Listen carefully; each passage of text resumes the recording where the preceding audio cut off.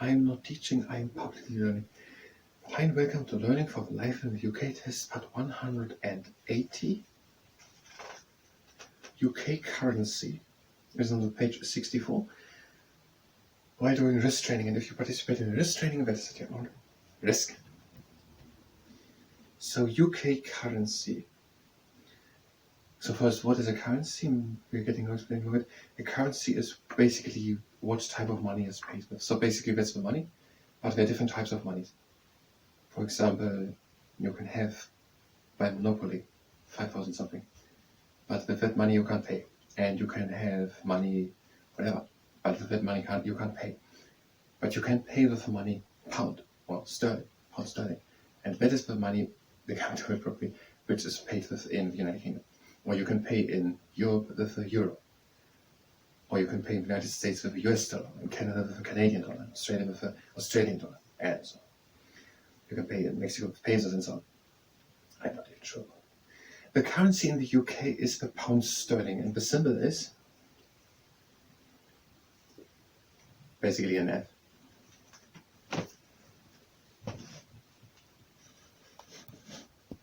There is the symbol. So, the currency in the UK, so the type of money which is paid. There's paid with money, you can give 1 money, 2 money, 5 money, 100 money, 1,000 money, 1 million money. But you can't give monopoly money. And the money which is actually controlled is the pound sterling. And the people are not allowed to just write on a piece of paper that they're having 1,000 pound sterling. Pound sterling is only allowed to be given out by the banks who are governed and have regulations, which we had with Margaret Thatcher, that they actually have to make sure that they give only money out which are actually allowed for. So only the banks or the government is allowed to make this money. So pound sterling is the type of money with which the United Kingdom is paid with. And the symbol is basically this F. There are 100 pence in a pound. So you can have 1 pound, you can have 2 pounds, and you can have 3 pounds. But now the problem with 1 pound is that there are things which are cheaper than a pound. Or some things do not cost 2 pounds, but they're more expensive than 1 pound. And now the people need something in between 1 and 2 pounds, or something lower than 1 pound. For example, it can be that they are parking somewhere for, let's say, 10 minutes. And now to say it costs 2 pounds, that's just too much for just 10 minutes. But 1 pound, it's a very busy area, and many people want to park here, and here are only 2 parking lots. Now 1 pound, we can actually earn 1.5 pounds. So someone owning these 2 parking lots right now, we want 1 pound, 2 pounds give me 1.5 pounds. But the problem is, we have it already, they are 1 pounds, they are on metal, they are on iron or something like that. So what do? You can't just split them, and if you split them, you can't pay them anymore, you have to destroy them. So what do? You invent a currency in between. You need something in between. Now we're having, for example, the length of a meter, and now we need something smaller. You can't just say anything has a meter. Now imagine you go somewhere, and someone has to measure the length of an arm. That's only half a meter. What now? So we need another dimension, and we have centimeters. So you can't just say that this a meter, it's a half a meter. Now everyone has a half a meter of lower arm length. We need it more exactly. And say it's 0.47 meter. That's all that goes. So we're saying centimeters. So we're having meters, and then we're having centimeters. Or for example, in Britain, it is a yard, and 1 yard are, I guess, 4 foot. So which is a yard and a foot has that length. And now we're having it at least better.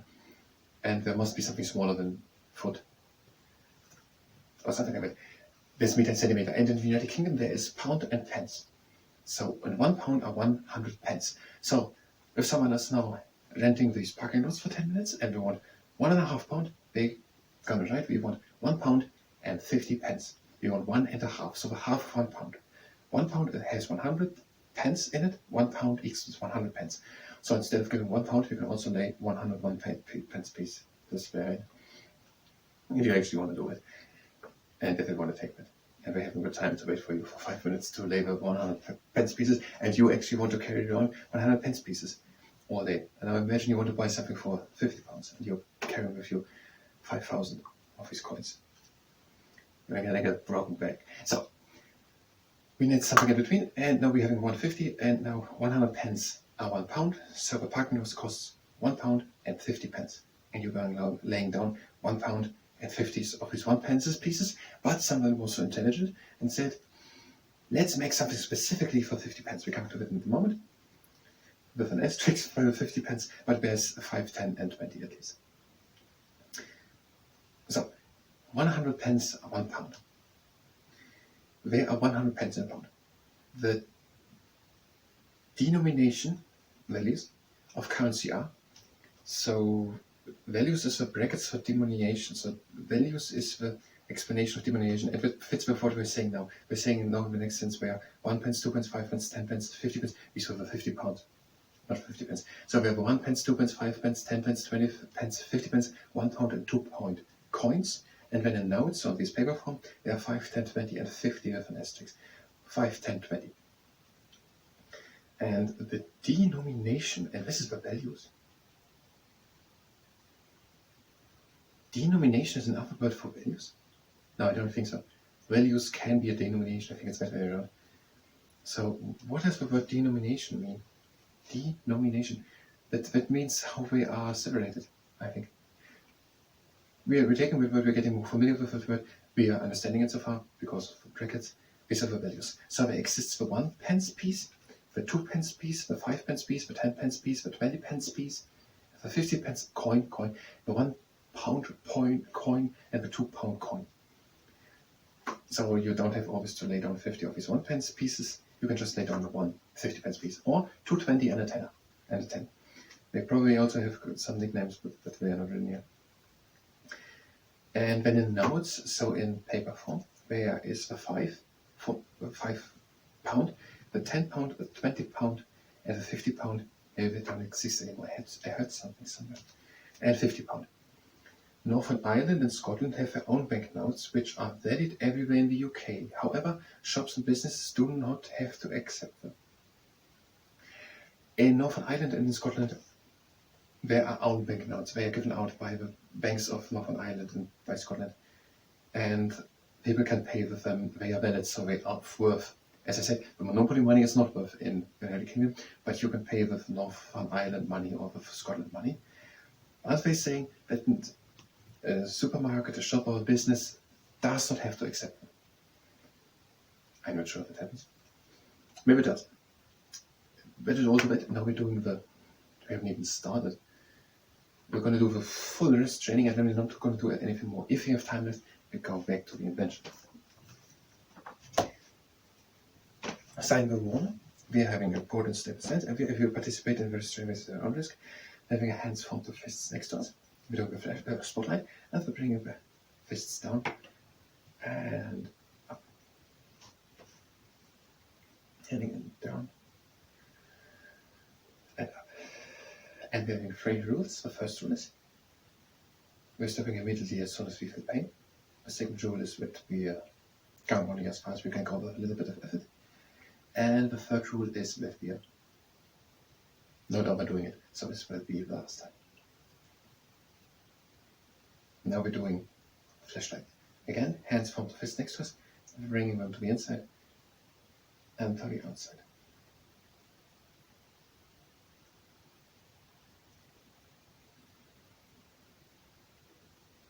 And one last time to the outside and to the inside. No, my name is just too complicated. I'm going to look it up. The next exercise, we're doing exercise. We are having both hands up, form to fist, and now we're flaring the fingers and closing again the fist. We're opening and flaring the fingers and closing again. All slowly, almost relaxed. And the last time. And closing. Now a cautious big bang. Fingertips of one hand placed on fingernails of the other hand, a little bit pressing. and we're opening, and we're closing.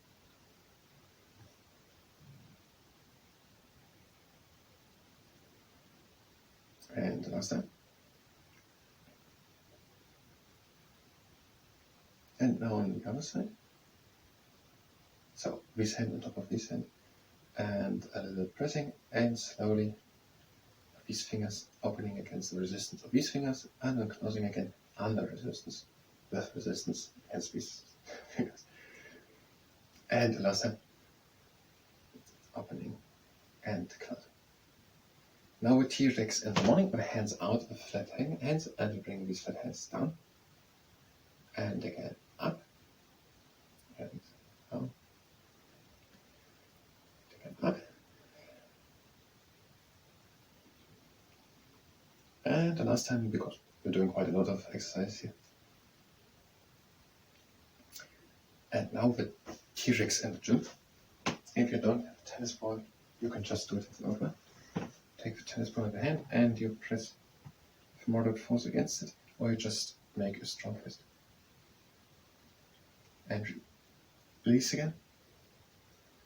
And press into a tennis ball or just make a strong fist. And now we're changing to the other side.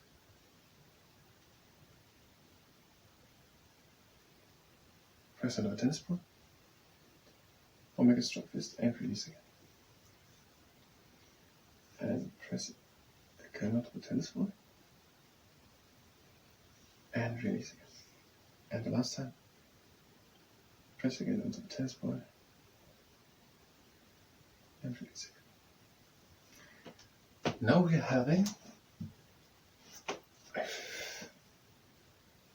the unfolding rocket booster.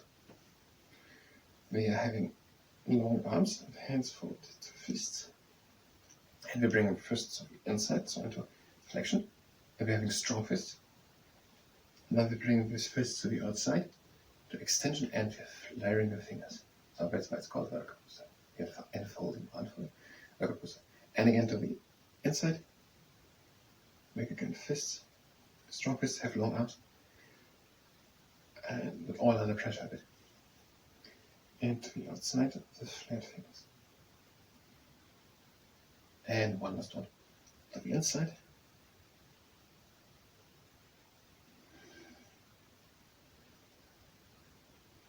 And to the outside.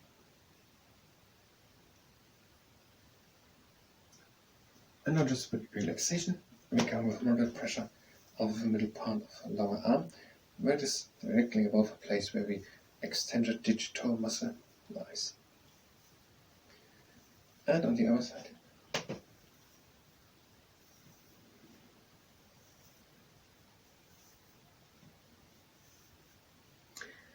And now we can look for an invention. So the next new one is, we have already Britain and France developed together the Concorde, and the successful thing, whatever that was by the year of moon landing 1969.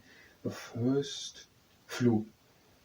It first flew in 1969. So the Harrier jumper jet. Harrier jumper jet. Nothing more, except that it was developed in the UK. And when James Godfrey invented the cash dispensing ATM, the first of these was put into use by Barclays Bank in England. James Goodfellow. Well, you have to be a Goodfellow to be trusted with a cash dispensing ATM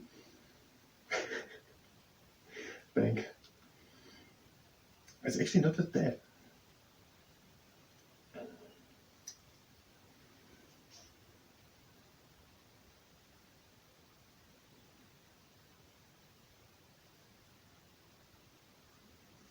Can you remember when James? You have to be a Goodfellow like James Goodfellow, who invented the cash dispensing ATM.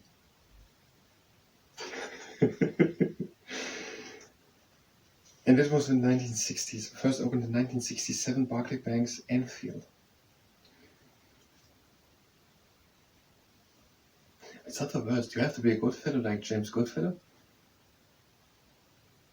It would be in the name Goodfellow, so it would be still objective. Technically. You have to be a good fiddler like James Goodfellow to invent the cash dispensing ATM, which opened firstly in 1967, which was developed in the 1960s. I thank you very much and makes sense.